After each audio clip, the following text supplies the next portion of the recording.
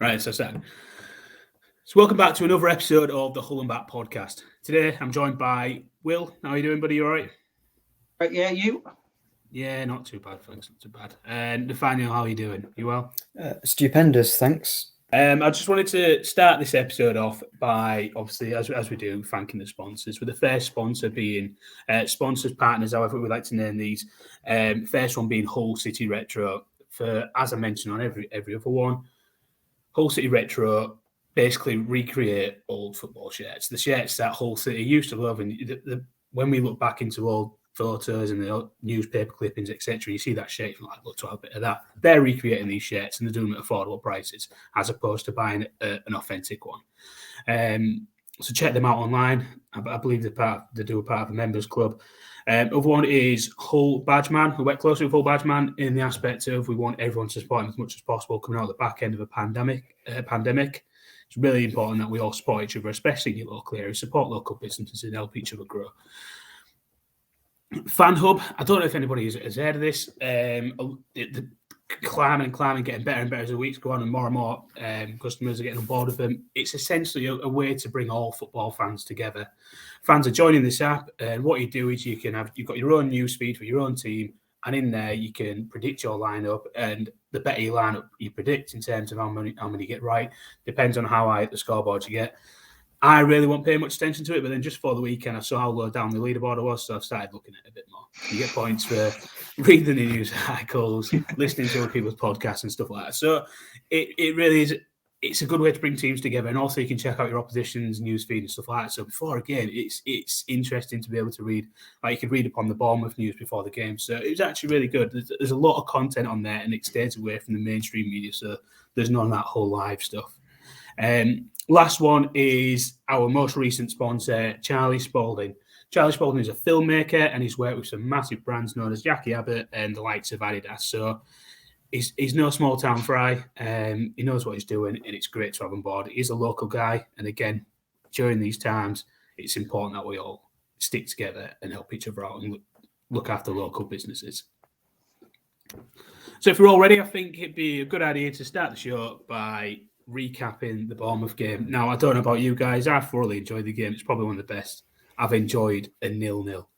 And you're going to think that's a bit weird because when you look at the stats, you'll see that we had 0 shots on target, which is, again, I think this podcast for me has just been a lot of firsts. I didn't think I'd ever say that. I enjoyed a 0-0 where we didn't have 1 shot on target. However, thoroughly enjoyed it. I thought the guys put in a brilliant performance and I walked away happy. So, I mean, to get things started, Will, what was your thoughts on the lineup? You see, we both went to pub together. We saw the lineup pop up. What was your first thoughts? I was a little surprised because I thought he'd stay with Smallwood in midfield, I should say. But he decided, he's going to play Huddleston. He's going to start Tyler Smith. It seemed like a very attacking change to make from what we had been doing previously, and it was a nice change overall because it felt like when we started playing, we were playing a bit differently from normal. Instead of we were trying to play through the defence rather than over it at first. We sort of dragged ourselves back into that old style as the game went on. But it was a different. We played differently, and the team looked a lot more up for the game than they had done previously. I think one of the first things I noticed from watching the game, I think we can cut that part out because that's daft echo. I think one of the things I noticed was instantly, instead of just McGuinness or Eves are always just stood central all the time. And when we're aiming with the ball, we've just got to aim for them perfectly. And if it doesn't land on them, apart from them being able to do a little move left or right to try and win the header, we was pretty much screwed. Whereas immobile, aren't they? Exactly. Whereas Tyler Smith gives us that option to aim for a channel. He gives us the option to aim for an area. And that got the defence with a back turned and having to run to their own goal. And that's just so much more difficult than just having to win an aerial ball. It's just literally so much difficult. Straight away, we noticed that. Longman, for me, came in and he gave us a different option. A lot of people are probably going to look at me and think I'm a bit of an idiot because I've seen a lot of criticism from him online. But I don't care because the ideas and what he was trying to do was the right thing to do. Don't get me wrong, sometimes it was a little bit off pace. And a couple of passes were out of place. And they could have scored from him. There was errors that were made that wasn't capitalised on. but he showed signs of doing the right thing. For me, that's exactly what we need. And I thought he came in and he'll only get better with time for me. I stopped you there, Nathaniel. Sorry, mate. What were you going to say? I agree. I think the only thing that's kind of holding Longman back, or perhaps it's a fitness because he had been injured. I mean, I was surprised to see him in the lineup because I thought Randell Williams' pace had been a really good kind of asset in the last few games. But I think, it's just the quality of what he's doing that's letting him down, like his first touch. But his ideas and work rate, that's all really good to see. So I think I'm excited to see how he improves over the course of the year. I think he needs to a little bit, just like his technical skills, perhaps. But him and Smith and Williams, I don't think defenders really want to play against them. Maybe they haven't got the technical skill just yet, but their pace is going to be a real dangerous sort of force City can use over the coming season, which McGuinness and Eves definitely do not offer. And I think that's the main reason why I was excited to see Smith start as well. I think there was a sense of freedom there as well. It felt like they was just given the opportunity to just do what you do best. We've obviously seen you on the training ground, just kind of do it. Obviously, there's realms within it where they wanted to go down the wing and bring the ball in and look for a cutback or drill it across the 6-yard box, as I like to try and do. But there's a sense of freedom in the build-up to that where they're allowed to do whatever they wanted. And you can see him trying to do little triangles, trying to get in behind. There was little things like that which we haven't seen so far, which was very, very impressive for me. I thought we've worked on something there. And let's not forget, this was against Bournemouth. This is a team that was in the Premiership last year. Good side. And we was in League One. Don't get me wrong. Yeah, the year before. Let's not forget these are a good team. They've got a lot of really good players in the team, and they've got arguably one of the best managers in the league as well. So for me, there's a lot of positives there. There's a lot of positives to take from that. I was really proud of the team. So we've touched on. Sorry, Nathaniel, carry on. I don't know whether it was the best performance. In some ways, I feel like the QPR game was better. Yeah. I feel like we had a lot more energy than like the Derby game. We actually looked like we wanted to go forward and get the ball forward and score a goal, whereas Derby, it was just sort of lethargic. But, I mean, Solanke could have had a hat-trick and definitely should have had about 1 or 2. And as you mentioned, to start with, no shots on target again. We did have a few chances and Doherty could have won the game, perhaps hit the bar. But I think going forward and defensively, with the chances we gave Bournemouth, especially from like corners, it was a little worrying. But I mean, delighted with the point, and sometimes we're just going to need that bit of luck because against a good side like that will create chances. You just need that luck that they won't finish them. Well, let's be realistic. A point at home to Bournemouth after the run we've just been on with 3 straight defeats. You go into the international. You go into an international break with a positive mindset, and that's all we could ask for. Exactly. It wasn't as though we lost 2 points; we gained 1 in a game where we especially went into Derby thinking we was going to coast it, and we didn't. You then picking up points where you thought you wouldn't get them. It's a massive win. That's much nicer that way round, isn't it? You touched on it briefly yourself in terms of the approach to the game. It felt like we wanted to go attack them, and that's what I was going to ask next. Is like, what did you think to the approach? Because for me, I saw a team that was probably sat 3 or 4 or 5 yards higher up than what there was against, say, for example, Derby. Derby was pretty much halfway into our own half at all times, whereas we was a lot higher up here and we was in their face. We was doing a bit of pressing. It wasn't the best press, but we was pressing, which meant that there was passing around the back. Like we like to, they like to start from the back, and it encouraged both teams to press. I was really impressed with that in terms of the way we wanted to get them. And I think Tyler Smith kind of encouraged that with his running. Would you agree? Yeah, I think so.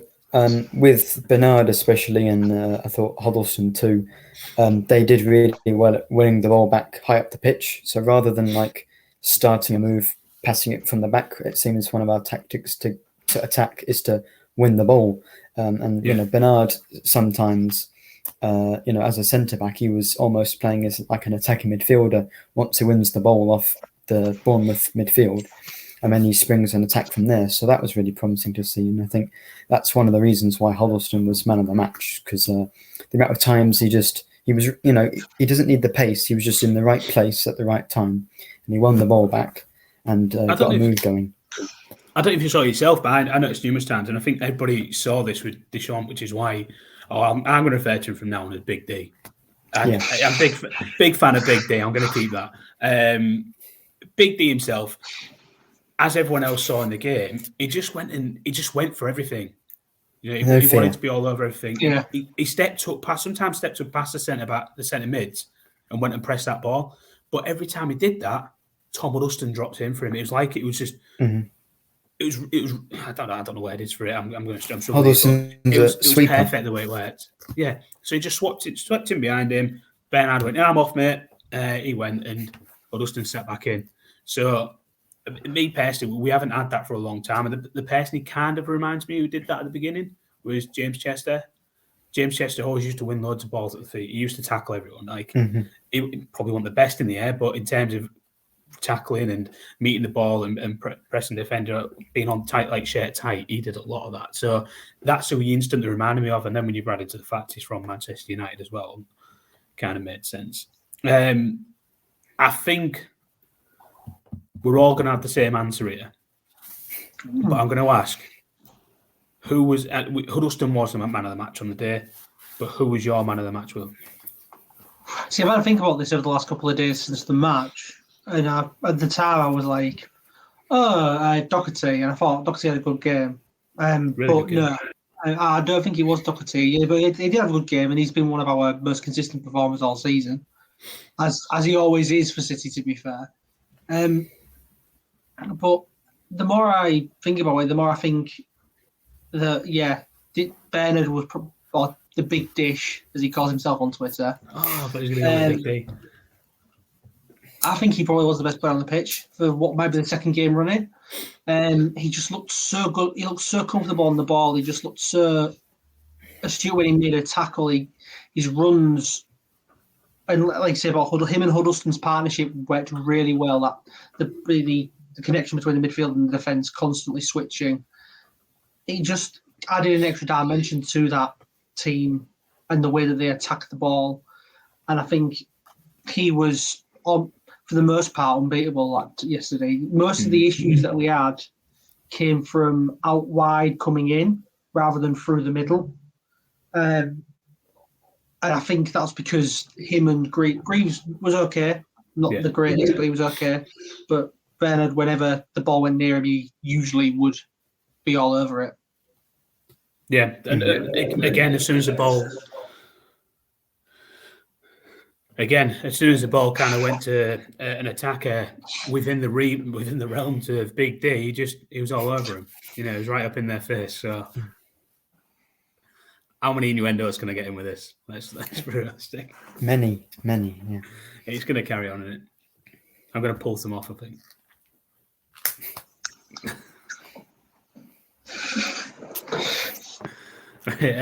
So we'll pause there.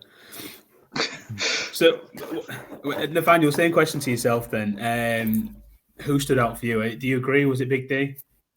Yeah, I mean, he was really impressive, but I'd go with Doherty as man of the match and my player of the month as well. It's taken him less time this season to sort of find his stride, like last year, where it took up until about December.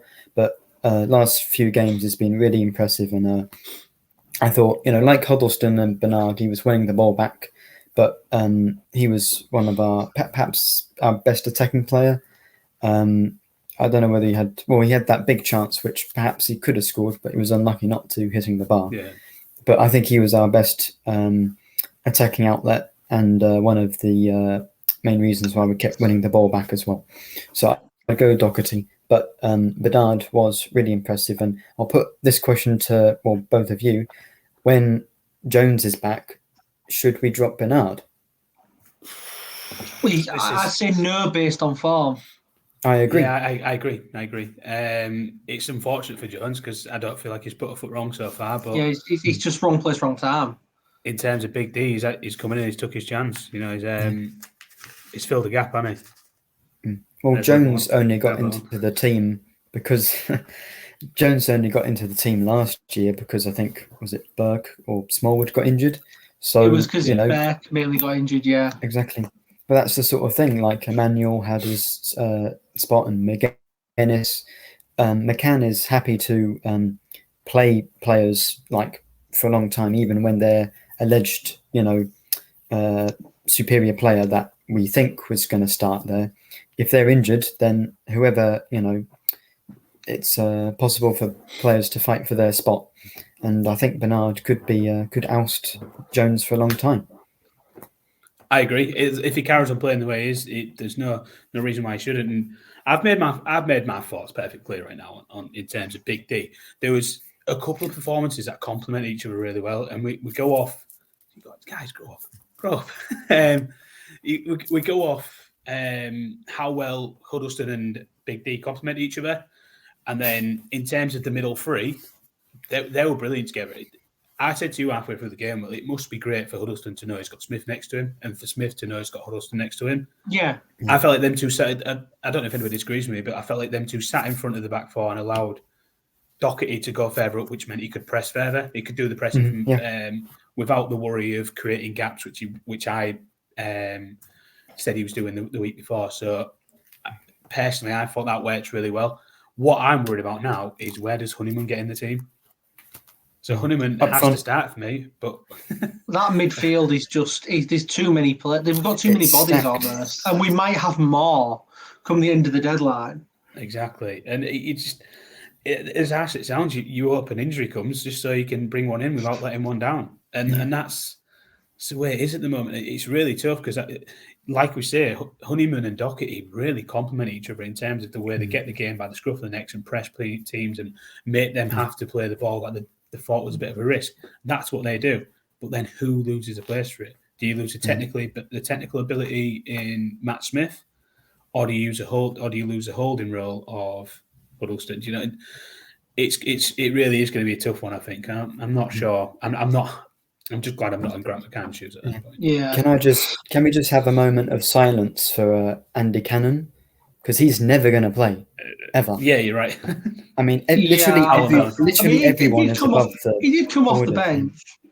So it was nice to see he actually got an appearance. Yeah. But I do feel sorry for him because it feels like even though he had a decent preseason, it feels like he's just moved further down the pecking order, even though he's not really had a chance to show in the main season that if he's worthy or not. I mean, and he scored, hasn't he? He's one of our 4 players to score. Yet I feel like he's probably the lowest ranking, but I think he's, a better player or much better than Flores. So if he's your least talented midfielder, then that's quite encouraging. And before we move on to the next part of the podcast, I do want to mention one thing. A massive congratulations to Joshua Hines on making his senior debut. What did you make of the performance? Well, I'm not going to mention what my dad said. I'll be honest with you, 'cause I don't know if you're allowed to say it. But. I thought he looked very much up for it. He didn't really get much to do, to be fair. He didn't have the ball a lot, but when he was on the ball or when he went for the ball, he definitely seemed to do everything he could to go forward and press and attack, as he obviously says that he just won from a striker. But he looked a bit naive, I think. Maybe he's the best way to do it, but he's an 18-year-old. It's his debut. That's fair enough. I can imagine there was 1,000 things going through his head right then. Yeah. He didn't have a clear brain there when he came on. And I think you're only human to have all them thoughts running through your head. Oh, yeah, absolutely. Next. Mm-hmm. What about you, Nathaniel? What did you make to it? Yeah, when he came on, it was really great to see, a player get a debut. Like, I think, was that his complete ever debut in any competition? It was definitely his league debut. I don't know if it was his... Yeah. I think it was his league... I can't remember if he's appeared for us first team before, but I know it was his league debut. Yeah. But yeah, I mean, I don't know. I'm not sure whether he actually did touch the ball, but like he ran around and that's all he needed to do. I feel like in that second half, him and Smith didn't really have any support. The amount of times Randall Williams, who isn't, the biggest lad, had to challenge for a header against one of the Bournemouth centre backs was not very encouraging. I tweeted afterwards that we just need to stop lumping it. I thought the first half was good when we were winning the ball and going forward, but Smith and Lewis Potter and Longman and Williams, they're not going to win any aerial headers, so or challenges. So that's not really the way we should be playing. But Hines came on full of energy, as you'd expect from a debutant, and hopefully, at some point he can get a goal perhaps and kind of be one for the future. Yeah, just for completion's sake, I just checked, and he did. He played in the Wigan Cup game, but it's just his first appearance in the It's a league debut, was it? Fair enough. So overall, we're all happy.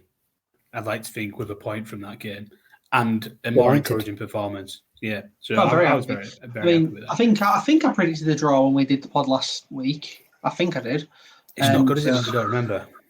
It's not good, but I blame alcohol. So I'm happy with a point. I was expecting it. I was hoping for a point before the game. I would have been happy with a point. After the game, I'm again happy with the point. Yeah, still happy. Yeah.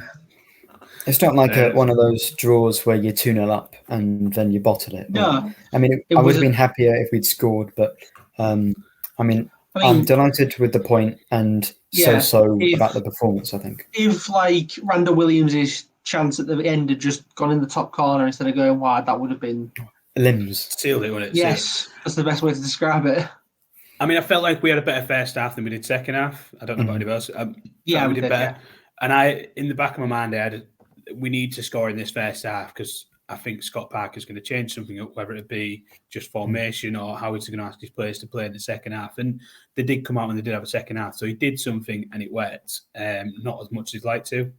But if we'd have scored in that first half, I think it'd have been a little bit better for us. I think we'd have held on. I think little things just went for us during the day, whereas a lot of little things didn't as well. The important stuff went for us, I thought. But that kind of concludes the Bournemouth game. We'll move on to the next section. So the next part was always going to be something that we brought in last week, and I was really looking forward to do it again this week. And it's normally, and from now on, it's going to be Ant's rant. But Ant's not with us today. So we don't have a rant and we don't have an Ant. So I've had to fill a gap in this, and we're going to talk about because it ends today. Oh no! The transfer window. So the transfer window. I just want to briefly touch on you guys and see what your thoughts have been on the Hull City transfer window individually first. So, Will, what have you thought of it? Who have you liked that's come in? Have we done good business? Summarise it for me, please. I think considering we're only going for loan players and free transfers due to the embargo, I think it's been all right. Based on that particular business model, anyway. We was missing some points, like in defence. We needed a couple of bodies. We needed a couple of people up front. We needed to get rid of some of the players who, overall, were never gonna ever do well here. And I think we managed to achieve all those at this point so far in the window. I know obviously there's still a couple of irons in the fire for Grant. I know he's still trying to get Regan Slater. While I would like Regan Slater, I feel like at the moment we've got a bit too many people in the midfield. Yeah. So it feels like an almost pointless thing. I'd maybe try and go for maybe either another centre-back if possible or another striker just as a backup again. But I can't really complain. Considering the embargo and considering we can only have a certain number of people and considering you can only pay a certain amount, I'm happy with what we've done in the window. I'd agree. I'd agree massively. I thought we've done some great business, and a couple of things obviously stand out where we've got players in, especially for me, I didn't know much about George Moncur before he came in. So for me, I thought, why are we buying a Luton player? And that's how naive someone can be sometimes. And then as soon as you see him play, you go, well, that's why we signed George Moncur. Mm-hmm. And the same thing with Big D. None of us knew anything about him beforehand. Come on. None of us knew anything about him before, and I don't believe anyone did anyway. So for him to come in, everyone can't. But I definitely went, he's just going to sit on the fringes, and he'll probably come on when we don't have any other centre-backs available. Mm-hmm. And to be fair, he's done that. He's come in when we didn't have anyone else available, and he's taken his chance. He's played brilliant. So in terms of the work that's gone on in the background, I think we've done a really good job considering we've had our hands tied. Would you agree, Nathaniel?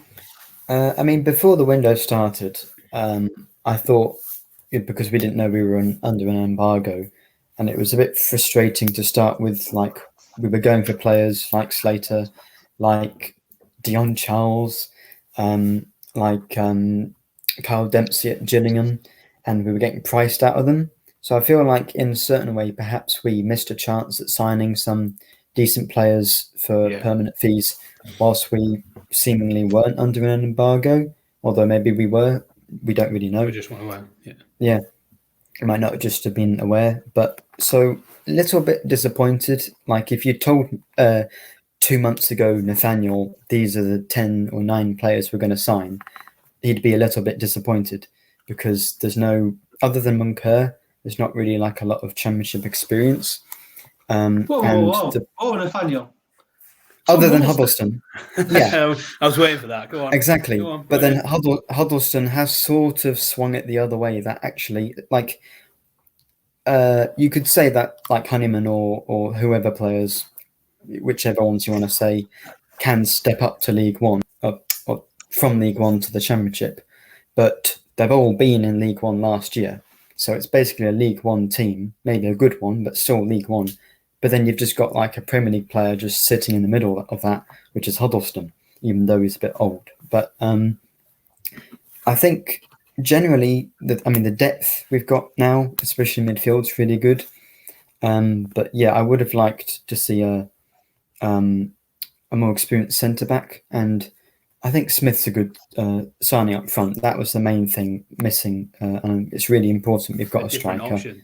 Exactly, and didn't need to be anyone good, but we just couldn't go into another championship season or any season in any competition with McGuinness and Eves, who were both getting on a bit really, and have never really proved it at this level. So Smith's good, and I still would like just a 35-year-old centre back, just so we can say, he's got wisdom. But I think generally it's been decent. Like a 6 out of 10 maybe. It's been okay. I'm gonna go with a different approach here in terms of not so much the transfer window, but in terms of how much last season helped us. I remember saying at the back end of the Championship season when we was on free fall, and we all kind of knew we was going to get relegated, but we weren't quite there yet. I remember saying League One's probably going to be the best thing for us. With some of the younger players we've got going through, it gives them the opportunity to have a full season of competitive football with the players that they're potentially going to be playing with the season after if we get promoted, in the likes of KLP and Greaves, and I put McLaughlin in that list and Fleming as well. But what this has done massively, and you mix it with COVID as well and the pandemic and no fans being allowed in, it's allowed these players to play with a bit of a peace of mind and freedom in the aspect of they're not going to get much criticism. Those moments, for instance, where, as you can appreciate, if you miss a one-on-one or something like that, that's a devastating moment in front of 15,000 fans. I know it had 15,000 for a while, but it's a devastating moment. And these players have been able to kind of just play with a peace of mind. Add that into the fact of how many games we had last year with all the trophy, all the cups we was in and stuff like that. Thousands. Again, there was a lot of game time there, competitive football, where we could gel and get together and use what we wanted. Because we did have a good enough squad for the Championship last time, I believe. I feel like we did, but we were just in a free fall zone and we couldn't buy a win from anywhere. So for me, having that season without any supporters really helped us. Some people might listen to this and think, what an idiot. But for me, it kind of made sense in terms of it's allowed the likes of them to come through without the pressure of the fans being on the back. Don't get me wrong, the swings and roundabouts, if they had great seasons anyway, would have been, praising them along the way, and they maybe could have done better. But they had the chance to develop during competitive football, playing against men, as the saying goes, for a long time. So that was a big thing for me. So we've had a full year of playing the way that Grant McCann wants us to play, and we've been able to adopt that and take it into the Championship, which, with the additions that is wanted, again, has only made us that better. But moving away from our transfer window, let's just have a quick chat about the transfer window.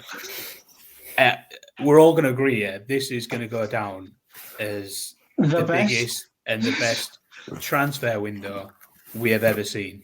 Would you agree? Pretty much, yeah. I can't think of a more mental one.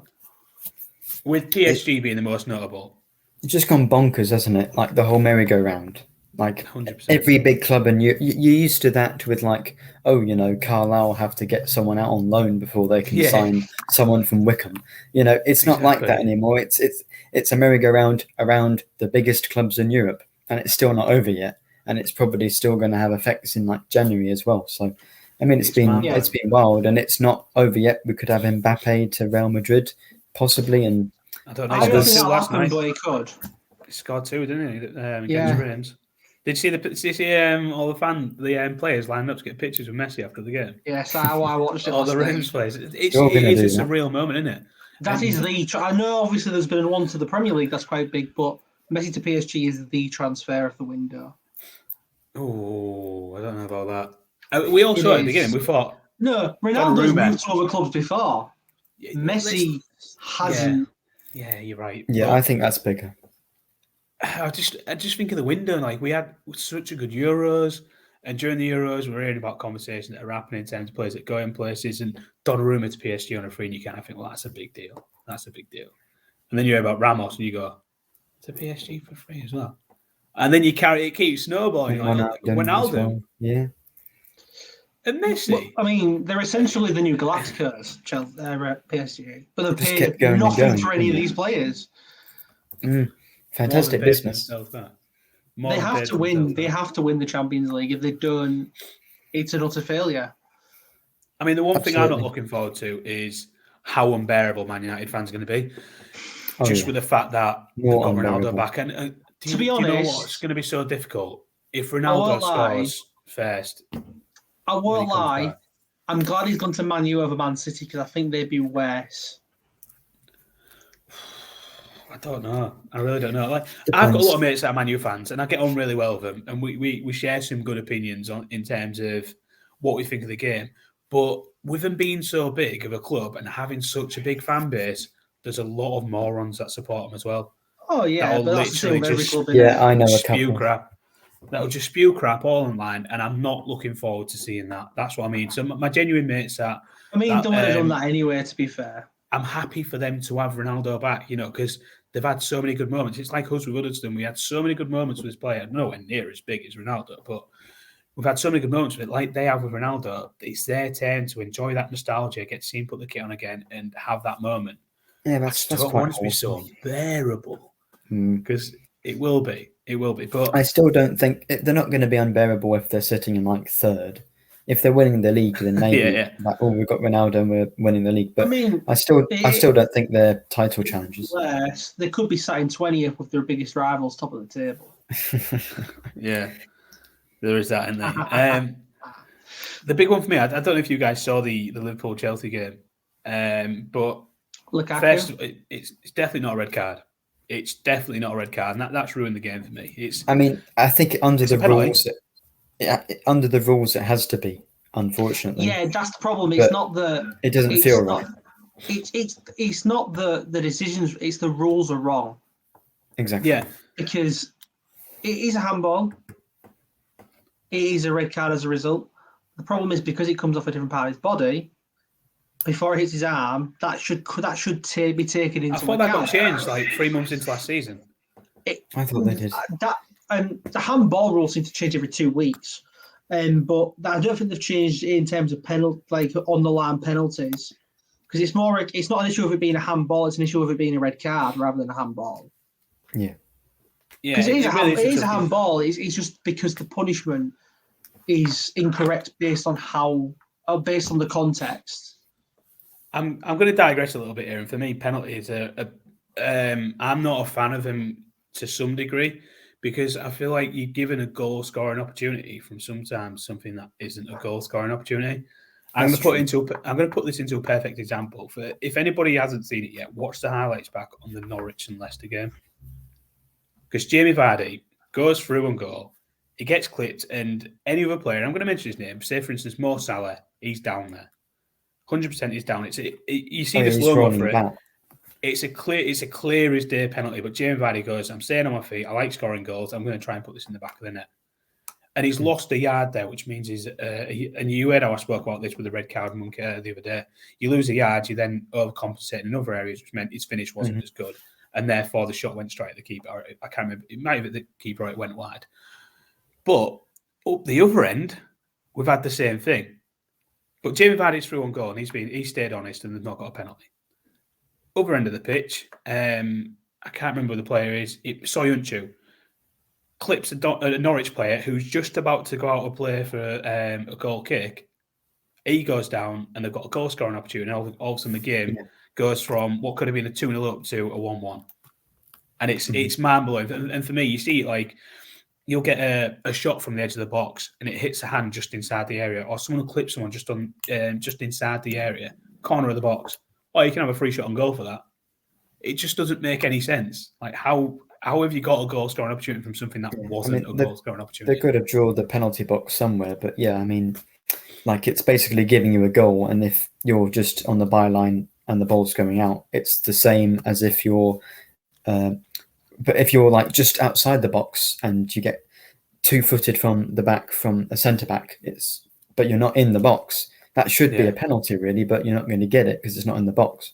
So yeah, I mean, sometimes it does feel a bit unfair, but that sort of, it's just an element of the game you've got to be aware of. Where does it, you can say like, oh, he's going for a goal and all that, but there is a point where the penalty box is a penalty box, and anything that happens in it has to be a penalty. Yeah, you have to have, like you say with them entering the box, you have to draw that line. There can't be a grey area, because if there's a grey area, people will be saying, well, it was only that far out by that penalty, and then it spirals. It's a tough gig, isn't it? We've seen it ourselves in many games before, where, like you say, you're through on goal, 1-on-1 with the keeper, and someone absolutely clears you out just outside the box. That you gain no sort of advantage from having a free kick on the edge of the box, unless you've got a free kick specialist. Even then, like a free kick on the edge of the box, usually you need it like about 5 yards further out. But you've gone from a 1-on-1 opportunity to all of a sudden it's all your players against all their players again. It's 1-on-11, isn't it? Exactly. So there is no justification there, and I feel like usually there'll be a red card in those scenarios, though, I suppose. Don't get me wrong, I'm griping. I'm griping here because there is no fix to this. Because he's blame man for this, because he's not here to his rant. Yeah, so I think I'm taking it up here, right? Yeah, Neggy Lil, that's what we'll go for. So what I'm trying to get at there is it's something that just frustrates me. There's no fix to it, I know there isn't, but it just annoys me out because, like you mentioned, grey areas, people are taking advantage of the rules a little bit there. Yeah, the problem is at the moment the rules kind of reward cheating to an extent. Yeah. Well, I think that sums up the transfer window. Well, we hardly talked about it. We talked about PSG, and then we talked about the Liverpool-Chelsea game, but seems all right to me. It has been wild, yeah. As you know, we've now started an international break. This is a great opportunity for clubs to get their injured players back, Hull being a prime example of that, and it's an opportunity for us fans at the lower levels to enjoy some elite football that we can actually support. For those that don't know, the England squad, there's been 4 changes from the Euros. We've had Pope come in, Trent Alexander-Arnold, Bamford, and Jesse Lingard. Some questioning whether Greenwood should be in there instead, but that's up for discussion. I think there's 2 you could possibly question: Greenwood, and maybe, I know I've seen people say, I think based on form, you could maybe argue Mikel Antonio as well. Mikel Antonio's actually gone. I was wondering this. Has he chosen Jamaica, or is he actually still eligible for England? Yeah, but can we get him back anyway? I'm sure it mentioned it during the last game. I've seen that. That's why I wasn't sure if he was still eligible or not, that was all. Can't do the played. But yeah, it was when he was on TV and he bagged 2. It was that game, and they mentioned it on the TV. The cardboard cutout. Yeah, the cardboard cutout game. Football needs more Mikel Antonios. If you haven't seen his interview after that game, check it out. It's literally you can't help but smile all the way through it. It's nice seeing footballers actually enjoy themselves. Exactly, and he's talking about how he's going to be the top goal scorer. He's like, 100%. I'll be top goal scorer this season. It's great. And that's what you want to see. Confidence, especially, and nobody even before the season. A few might have done, but not many people had West Ham to finish in the top 4. And there's a good chance. There is a good chance that they could do that. Mm-hmm. Yeah, if they believe in themselves. Well, if Arsenal go down, good players. Yeah. But in terms of the England squad, then we're going to be facing up against. I think we've got Hungary away, Andorra at home, and then Poland away. I mean, do you envisage 9 points in the qualifiers from that? Yeah, I think a draw at Poland would be fine because we've already beaten them, but I think 6 points from the other 2 games is a must and probably will happen. I'd be scared if we're going to Hungary if they've had the fans, but I think they've been banned from the stadium, so it should be easier than it was for like France in the Euros. Yeah, I was going to say, I'd say there's one pretty much guaranteed 3 points if England actually turn up, which is Andorra. Relatively tricky game in Hungary, and then a actually tricky game in Poland. Yeah, they're not as good as they used to be, Poland. Like they're missing Grzycki and that sort of thing. I was about to bring Grzycki into the conversation. I thought, what a window this would have been if Bowen got his first call up and he could have seen Bowen going up against Grzycki, but neither of them have got a call up. So it'd have been magical, wouldn't it? I wanted to touch on this a little bit because I feel like Bowen is really lucky in terms of the generation he's in at the moment because we've got some. He's got no chance. We've got some phenomenal wingers, haven't we? Let's be honest. In terms of wide players, we've got some phenomenal ones, and the lad for me has come up out of nowhere. He's done brilliant for Hull City, and although he isn't getting the stats on the board in terms of goals and assists for West Ham, he's been very good for West Ham. His performances have been incredible, and we watched this stuff. And we're obviously going to back him a little bit more than your neutral fan because we've got a bit of a bond with him already. But he's been brilliant to watch. Him and Ben Rama, is that how you say it? Ben Rama, him and Ben Rama coming up from the Championship haven't looked out of place. It took Ben Rama a little bit longer to settle, but they look great. They really do. It'd be great to see him do it. But as we know, there is a bit of a hiatus against the smaller clubs and English players making it into that. And we're seeing a bit of a break in the chain with Mings, Phillips, and now more so Bamford coming in. But what do you think on this? Do you reckon Grealish should be dropped again now? Or not because he's a Man City player? Don't know. I mean, I'd like to see him play anyway. But then Sancho's a Man United player, so yeah, you're right. It's a strange one, Sancho, because the hype around him seems to be a lot bigger and better than what he is, or what we've seen. I think the hype is correct. I would say his numbers for Dortmund are very, very good. They're great. I agree. I thought he was a good player, but why aren't managers playing him? He's not broke into the Man U squad yet. Well, yeah, it was his first start this weekend against Wolves. He played. It was his first start. Yeah, he started. I think going forward he'll be playing a lot more, and I think Man U will be trying to play a front. I'll say front four because I'm not sure of probably Rashford, Ronaldo, Sancho, and Greenwood if they can. It's probably maybe interchangeable, but that's what they're going to try and have as their attack. And I think we've seen, as we mentioned, the chain reaction during the transfer window. One of the chain reactions that we're going to see now is with these players coming into Man United, is an ex-Hull City player leaving. And have you seen the snippets online around him going to Leeds? Or Everton? Oh, Everton as well. Yeah. It could be his Leeds move, a chance for him to come back home, and when Leeds are playing, might come watch us. I saw that, 30 million. 30? Man U are doing them there, if that's the case. Because I think Danjum's a decent player. Market. 30 million is a joke, considering in particular, I know there's an age difference and everything. Ronaldo went for about 15 million, technically. Yeah. I know obviously he's 36 and everything, but it looks like they're having their pants down. Whoever takes got to recoup some money, haven't they? They've spent a lot of money. Thanks for listening, everyone. It's been a pleasure speaking to you both again. Cheers for having me on and letting me host again. So it's been brilliant. Thanks, Nathaniel, and thanks, Will. Until next time. It's a pleasure. See you later, guys. Cheers. Thanks a lot. Cheers. Bye.